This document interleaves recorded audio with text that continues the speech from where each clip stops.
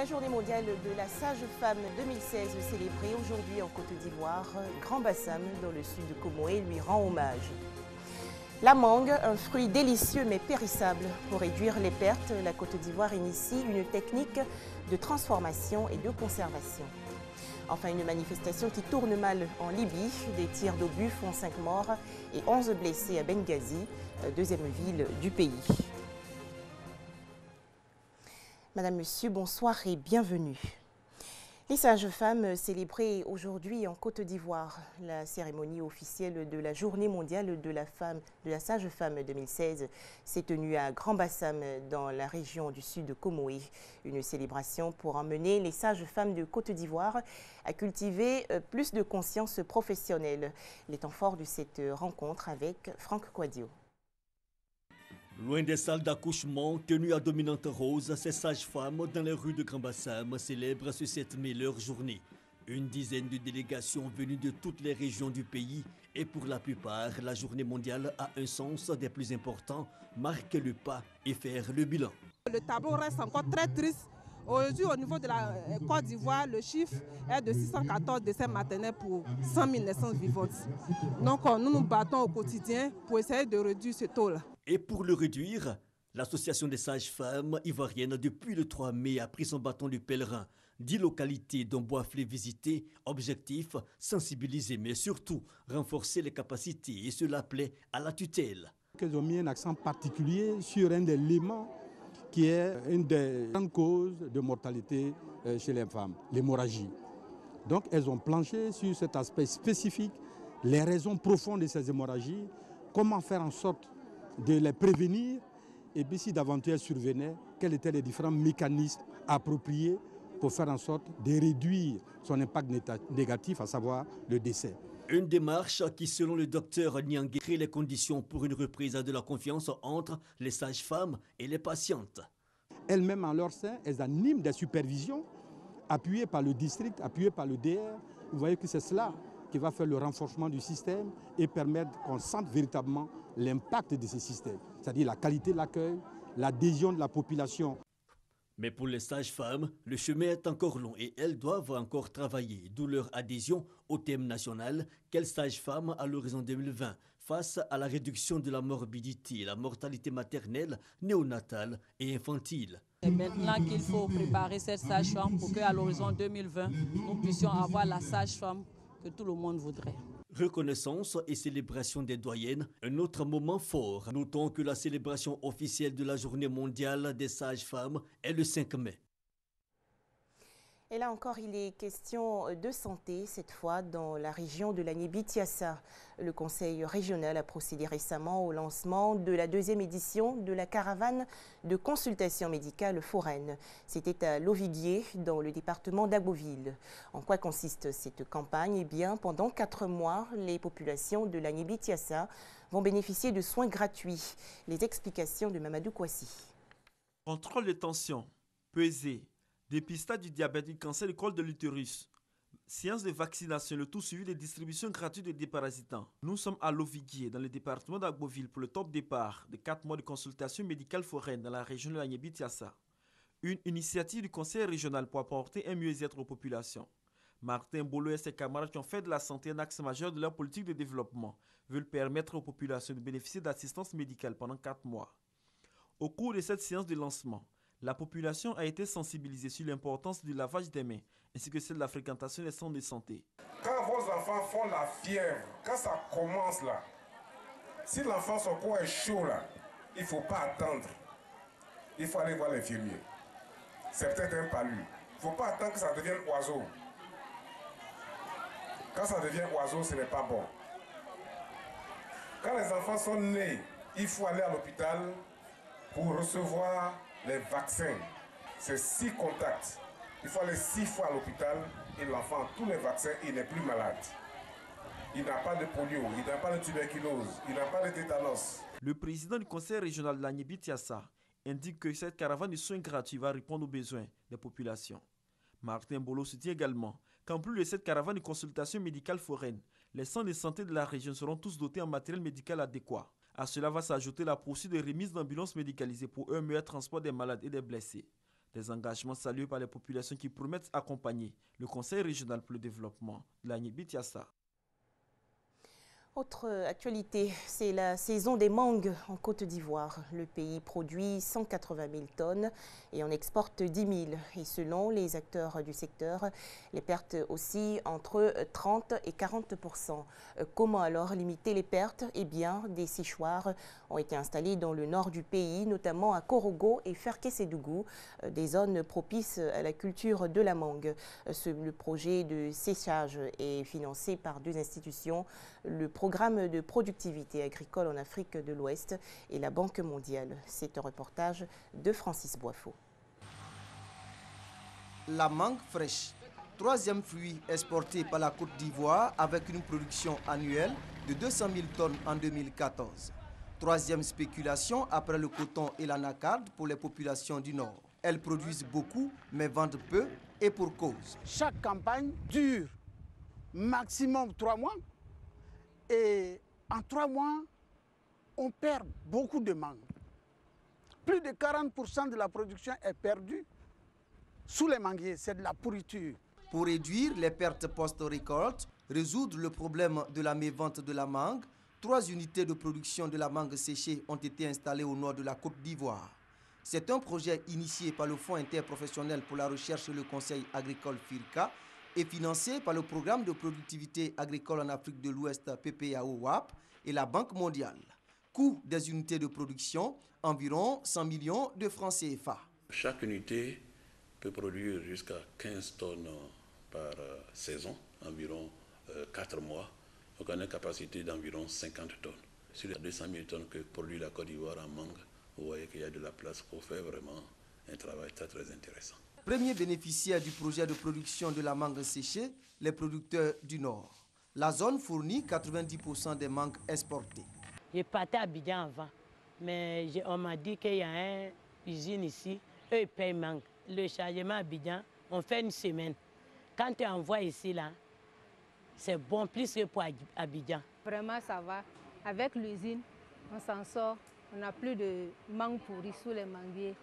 En plus des 3 unités installées par le gouvernement à Ferkessédougou, Bundiali et Korogo dans le cadre du projet pilote, 2 autres entreprises ont été créées par des privés, soit au total 5 structures de production de mangue séchée. Mais les producteurs en demandent davantage. 2 unités ou 3 unités, ce serait encore mieux. Étant donné la quantité de production que nous avons, il serait bien que nous fassions peut-être le nectar de mangue, la confiture de mangue, pourquoi pas le jus de mangue. Alors si nous avons tout cela, en plus de la mangue séchée, vous allez voir que la mangue va manquer et ça va inciter davantage beaucoup de producteurs. D'où l'appel des responsables du FIRCA aux opérateurs économiques. Toutes ces actions que le FIRCA a menées à travers donc, le PPAO-WAP, c'était de montrer aux opérateurs du secteur privé qu'il y avait une possibilité pour une quantité importante de mangue d'être transformée. Donc, un message est lancé aux opérateurs pour pouvoir prendre le relais de cette action pilote qui a été menée. Autre défi majeur, les déchets générés par la transformation de la mangue et surtout la lutte contre les insectes ravageurs. Ces insectes sont responsables des pertes enregistrées durant la production. La Côte d'Ivoire a été même sous menace les années passées d'embargo de notre mangue suite aux différentes apparitions de ces mouches-là sur les mangues exportées. Le président de la République a débloqué un montant de près de 1,7 milliard l'année passée pour traiter tout le verger ivoirien. Et ce qui nous a permis de réduire nos interceptions, c'est-à-dire les quantités, les fréquences de mangue d'envoi infectés de 62 à moins de 10.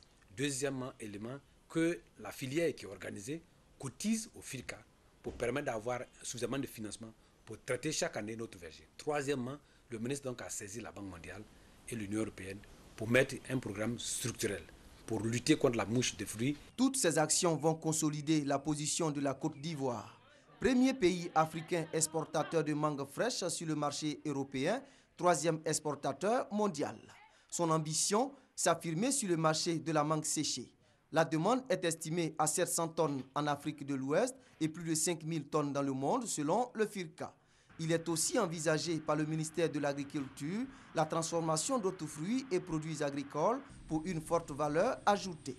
Seulement 20% de la production nationale agricole sont transformés. La politique nationale au niveau du ministère de l'Agriculture, c'est de produire et de transformer maintenant le maximum de nos produits sur place en Côte d'Ivoire, créer de la richesse et réduire la pauvreté. Et cela s'est fait pour les produits d'exportation et les produits vivriers. L'objectif du gouvernement est d'aider à l'augmentation des revenus des producteurs et permettre à la Côte d'Ivoire de tirer le maximum de profit des produits agricoles.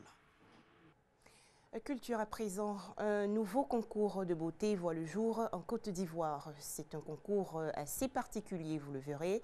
La toute première édition de Miss Petite Taille va se tenir en novembre prochain. Ce concours, initié par l'Association des personnes de petite taille de Côte d'Ivoire, vise bien entendu les femmes de taille petite ou médium. On en parle avec Éric Goré.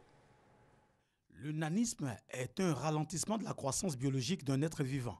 Dans le monde, des milliers de personnes sont victimes de cette pathologie. Elles sont appelées personnes de petite taille. Leur taille maximum est de 1,40 m. Outre ce handicap, ces personnes possèdent toutes les capacités physiques et intellectuelles pour participer au développement d'un pays. Elles sont belles, elles sont marginalisées, elles sont cachées par les parents et c'est une occasion pour faire sortir ces belles dames, même si elles sont de petite taille, pour montrer à l'opinion internationale, même nationale, pour dire qu'elles existent. Elles sont là et elles méritent aussi la considération. Des associations des personnes de petite taille existent dans plusieurs pays. En Côte d'Ivoire, l'association des personnes de petite taille a été créée en février 2014. Elle a pour but de réunir ces personnes et de permettre leur insertion dans le tissu socio-économique en valorisant leur image. C'est l'objectif du concours Miss de petite taille. Montrer que la femme de petite taille a autant d'atouts que les autres femmes. Notons que Kangoute Djenebou, présidente de l'Association des personnes de petite taille de Côte d'Ivoire, a été élue première dauphine lors du concours Miss CEDEAO de petite taille au Mali en 2010. Elle représentait la Côte d'Ivoire à ce concours de beauté international. Direction la région du Tonpi pour accueillir le nouveau chef du canton Toura dans le département de Biankouma. Soumaoro Cheikh Amala a été intronisé récemment. Son objectif, promouvoir l'entente, la paix et la cohésion sociale dans le canton. Notre reporter Mamadou Kouassi revient sur les temps forts de cette cérémonie. Tiapol, Mariam Savané, Morissette Bli sont les nouveaux ambassadeurs de la paix distingués au cours du renouvellement du Conseil de paix d'Abobo par la Fédération pour la paix universelle section d'Abobo. Cette initiative de paix va nous permettre à reconstruire nos images d'Abobo, comme images même de ceux qui sont les habitants d'Abobo. Le président national de la Fédération pour la paix universelle à Kassaï Lazare et le parrain de la cérémonie ont exhorté les nouveaux ambassadeurs à promouvoir la paix à Abobo et partout en Côte d'Ivoire. Il est important que nos ambassadeurs de paix puissent aller en mission dans tous les villages, dans tous les hameaux pour prôner la paix. Les nouveaux ambassadeurs s'engagent à jouer à bien leur partition. Les actions à mener selon notre programme 2016, c'est de faire des sensibilisations, d'organiser même des repas, parler aussi des groupes ethniques, de rassembler. Avant, on parlait des Toukba en Côte d'Ivoire. Nous allons tout faire cela pour que la paix règne dans la commune d'Abobo et partout en Côte d'Ivoire. En tant que musicien, nous avons un espace où chaque premier vendredi du mois, nous avons des animations artistiques dans les communes, même dans les marchés, pour dire aux femmes, aux hommes que la paix est universelle et qu'il faut que la Abobo soit unie pour vraiment l'éternité. Selon les responsables du Conseil de paix d'Abobo, ce sont plus de 300 ambassadeurs de paix qui ont été distingués dans la commune. Une petite erreur de la réalisation, il s'agissait plutôt des activités de la Fédération pour la paix universelle section Abobo. Revenons sur l'intronisation du nouveau chef du canton Toura dans le département de Biankouma. Soumaoro Cheikh Amala a été intronisé récemment. Près de 20 ans après le règne de son père, Moustapha Soumaoro, Cheikh Amala Soumaoro hérite de la chefferie du canton Toura dans le département de Biankouma. Il a été choisi unanimement par les chefs de village et de tribus du canton Toura. C'est à Pata, son village natal, que Cheikh Amala Soumaoro a été intronisé. Intronisation faite par Siki Blon-Blaise, député de Mansou-Préfecture.